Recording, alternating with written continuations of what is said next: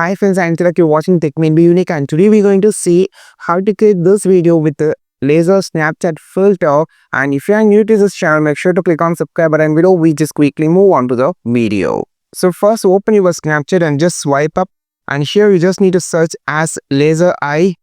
So just type as laser then eye, and you can find the first thing as I just talking about. You can see a super glow on your two eyes. You can see how it's look like.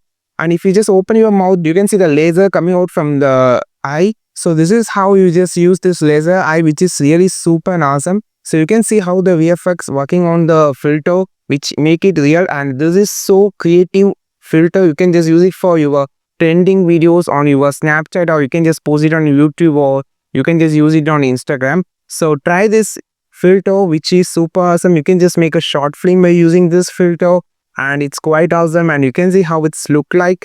And definitely try this. And if you are new to this channel, subscribe this channel, and we will meet on next video with a super Snapchat filter content. This is Tilak signing off from Tech Made Be Unique. Have a wonderful day.